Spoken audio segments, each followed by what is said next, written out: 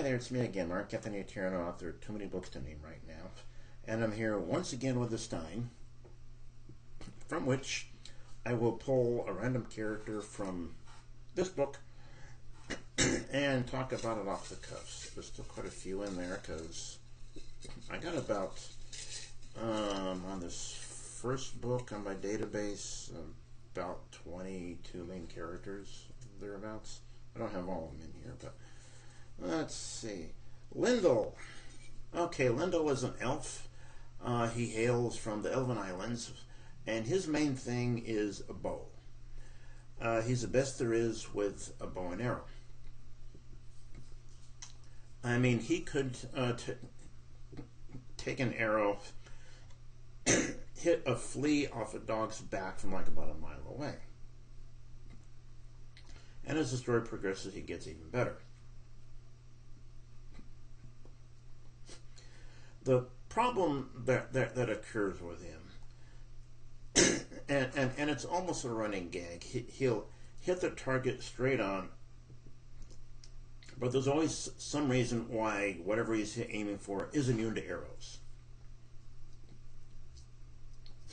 Say it's a organic amoeba-like blob-like creature. Tries to hit it, it just goes and doesn't do any good. Or you have something that's just plain not affected by wood,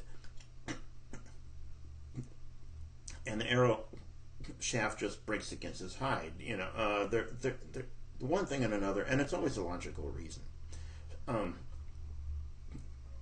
It didn't start with me setting it up like, oh goody, let's have everything immune to his arrows. I just, in each battle scene, I do it always, I think through logically, and I'm like, you know, once again, his arrows aren't going to do a bit of good around here. So I made it into something, and Lindel's always angry with, like, not something else that's immune to my arrows. And it becomes a running gag until finally he has some very special arrows made for him by Sabu. He's a local wizard. And brings those out and said, okay, let's see it be immune to this. Or he'll end up getting a whole quiver full of different arrows. Some have a fire spell on them. One might have a lightning spell on them, or whatever. and he'll pull it out, you know, for the special occasion, going, okay, you're immune to an arrow. How's about a fireball or something? and so it keeps building, and of course the challenge of him, you know, how do I affect this time, you know, something that's immune to my arrows, keeps making him a better and better archer and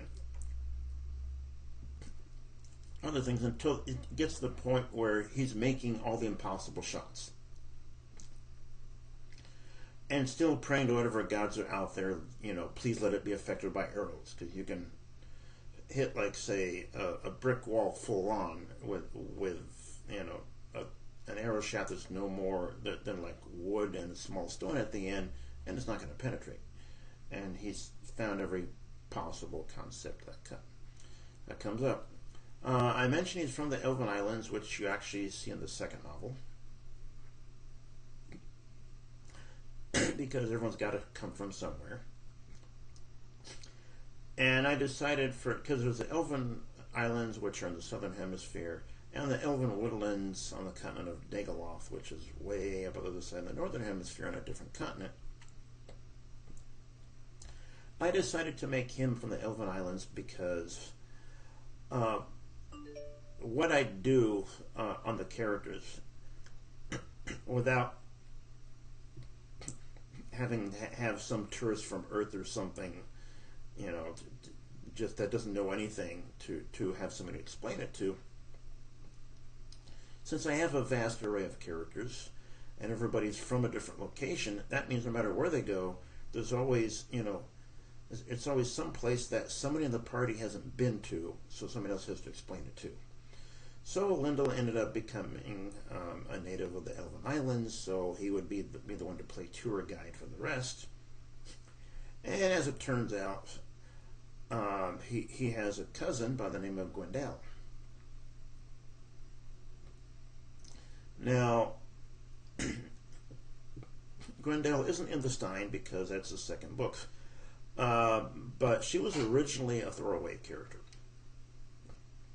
Somebody needed to have as a local there that has a problem, and that someone that Lindel Lindel can be concerned about, and all this other stuff. And I didn't have any long range plans for her. One thing leads to another, as is often the case, and she becomes a pretty significant character later on. And in fact, at one point, particularly in the second and third book, really in the third book, we see a lot of her story on her own, away from the group.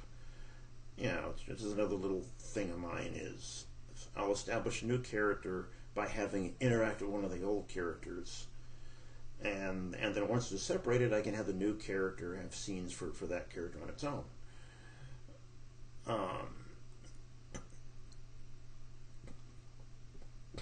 It works better that way, usually, than